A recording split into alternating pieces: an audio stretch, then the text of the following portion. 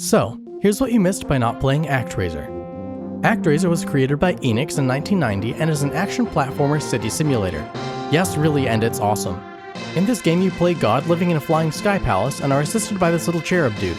You alternate between levels where you possess a stone golem to fight the demons inhabiting an area and segments where you create life and direct your people to build their civilization. But this isn't just two games in one, the synergy between them is surprising and more subtle than you'd think. Each city in this world is plagued by monsters. Before anyone can even inhabit an area, you must fight through a first act action stage and kill the first boss. Then your performance, as represented by your score, determines how large that city can grow. During the development of a town, flying demons will attack your people's houses, their crops, and your cherub helper.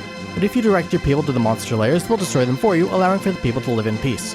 After all the layers are destroyed, they will request for you to eradicate the last of the demons from the area, and you can do so by entering the Act 2 sequence and defeating the remaining monsters and boss.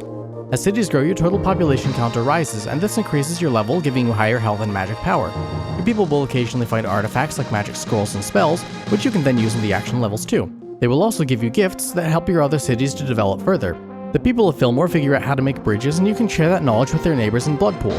Itos raises sheep, and you can give the wool to the people of Northwall so they can thrive in the cold, and so on. As God, you can perform some miracles of nature to help or hurt your people as you see fit. Lightning will clear trees and rocks that block city growth, sun will melt snow and dry up swamps, rain rejuvenates crops and moistens the desert, wind kickstarts windmills and blows monsters away, and earthquakes can change land formations and destroy low-efficiency houses. I never said I was a merciful God.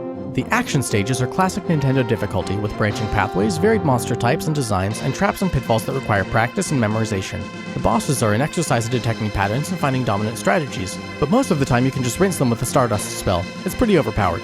After defeating all the bosses in all the cities, Deathheim, lair of Tanzra, aka the Devil, rises from the sea. Entering this area triggers a good old-fashioned boss rush sequence, where you face powered-up versions of all the Act 2 bosses in quick succession, culminating in a face-off with the two-stage foe Tanzra himself. A successful battle eradicates evil from the world entirely, and as it turns out, the absence of evil causes your very own people to stop worshipping you, since your help is no longer required. But instead of putting the fear of God back in them with some natural disasters, you ascend into the sky, leaving them to live and govern themselves.